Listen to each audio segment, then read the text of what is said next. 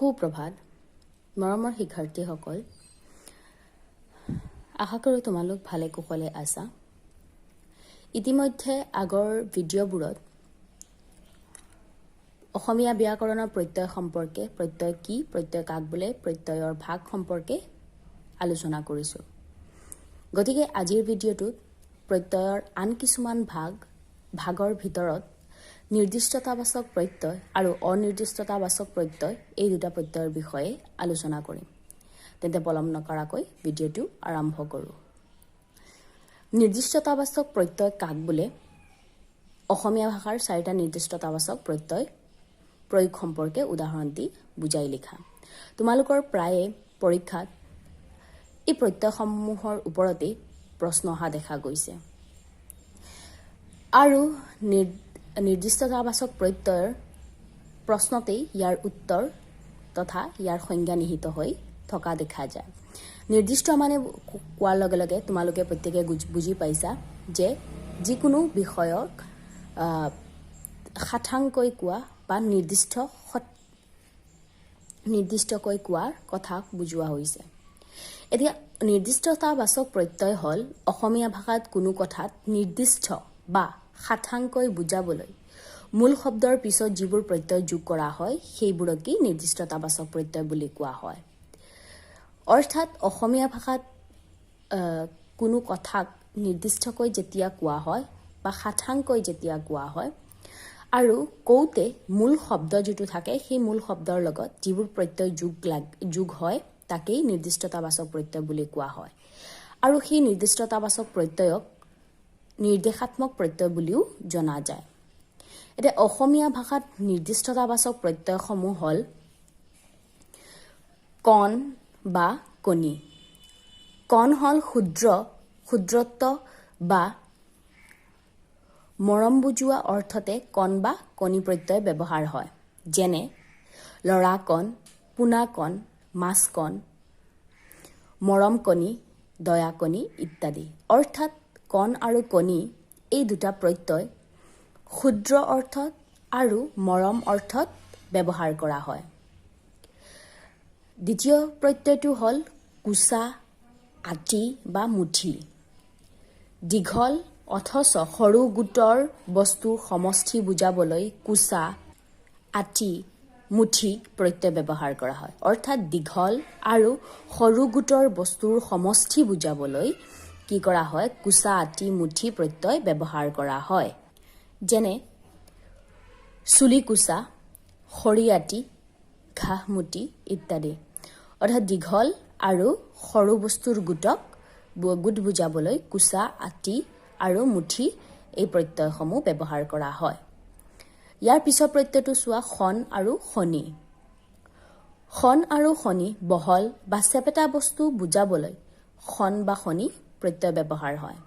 যেনে কাপোৰখন, কিতাপখন, কিতাপখনি, কাকতখন ইত্যাদি।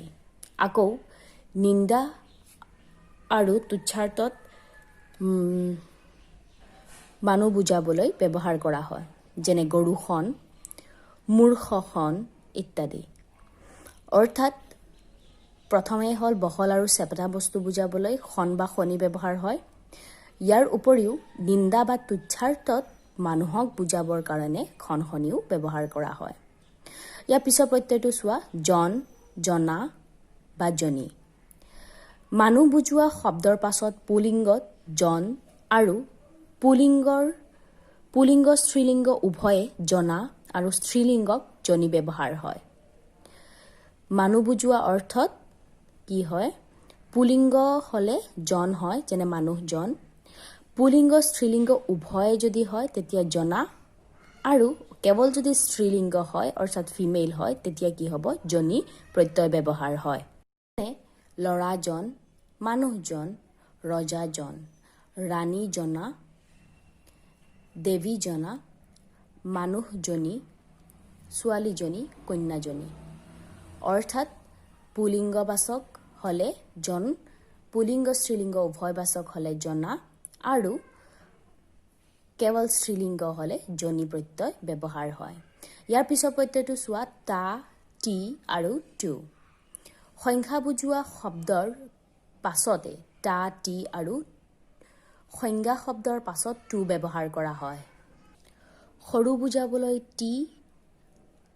টিও ব্যৱহাৰ কৰা হয় যেনে এটা দুটা দুটি পাঁচোটি মানুহটো ঘৰটো ইত্যাদি অৰ্থাৎ সংখ্যা বুজাবলৈ নাম্বাৰছ বুজাবৰ কাৰণে টা আৰু টি ব্যৱহাৰ হয় আৰু সংজ্ঞা শব্দৰ পাছতে টু ব্যৱহাৰ কৰা হয় সংজ্ঞা যিবিলাক শব্দ আছে সেই শব্দৰ পাছত টু ব্যৱহাৰ কৰা হয় সৰু বুজাবলৈ টি আৰু টিও ব্যৱহাৰ কৰা হয় যেনে এটা দুটা দুটি মানে সংখ্যাবাচক হয় বা সৰু অৰ্থটো কেতিয়াবা টি ব্যৱহাৰ হয় আৰু সংজ্ঞাবাচক শব্দৰ পিছত টু ব্যৱহাৰ কৰা হয় যেনে ঘৰটো মানুহটো ইত্যাদি ইয়াৰ পিছৰ প্ৰত্যয়টো হ'ল ডাল আৰু ডালি গোটা দীঘল বস্তু বুজাবলৈ ডাল আৰু ডালি ব্যৱহাৰ কৰা ডালি প্ৰত্যয় ব্যৱহাৰ কৰা হয় গোটা বস্তু আৰু দীঘল বস্তু বুজাবলৈ ডাল আৰু ডালি ব্যৱহাৰ কৰা হয় যেনে উদাহৰণ দিলে বুজি পাবা যেনে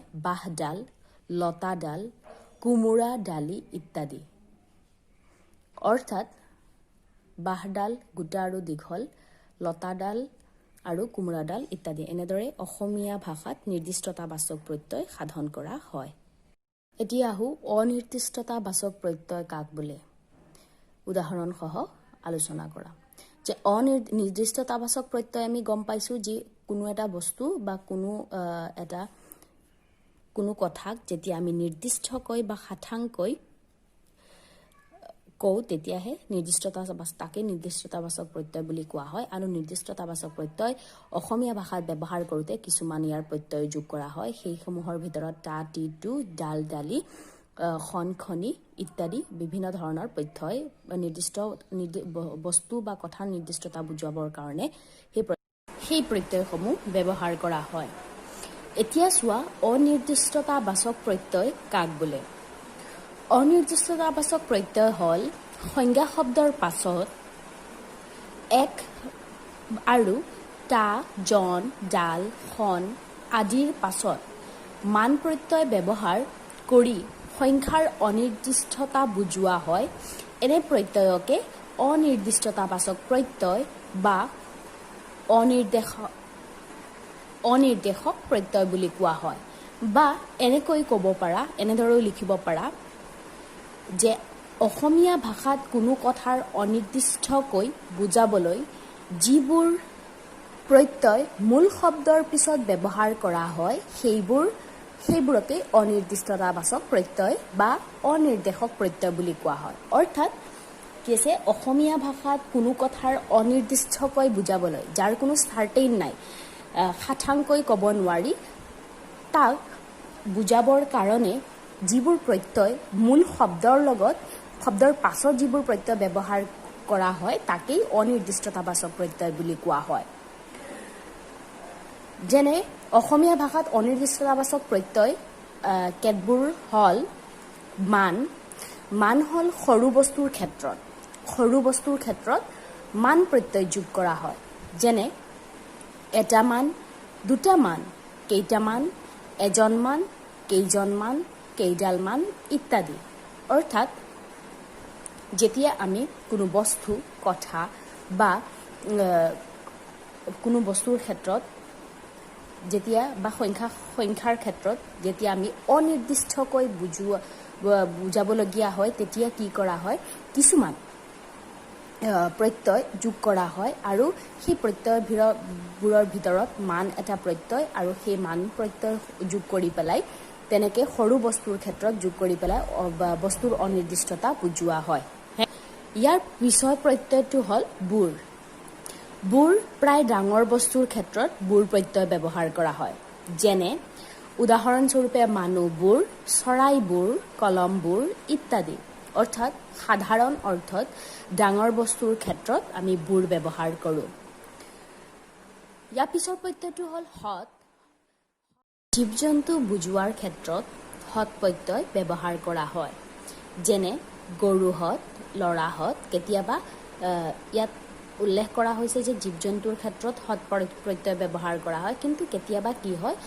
জীৱ জন্তুৰ উপৰিও অন্য ক্ষেত্ৰতো হত ব্যৱহাৰ কৰা হয় যেনে লৰাহত ইয়াৰ পিছৰ প্ৰত্যয়টো হ'ল অনিৰ্দিষ্টতাবাচক প্ৰত্যয় এক দিন বা গণনাৰ ক্ষেত্ৰত এক প্ৰত্যয় ব্যৱহাৰ কৰা হয় যেনেকে এদিন দুদিন মানে তেনেকে মাহেক পষেক শতেক বছৰেক ইত্যাদি মালা আন এক অনিৰ্দিষ্টতাবাচক প্ৰত্যয় মালা শব্দটো সদায় পাহাৰ পৰ্বতৰ ক্ষেত্ৰতহে ব্যৱহাৰ কৰা হয় যেনে পৰ্বতমালা ইত্যাদি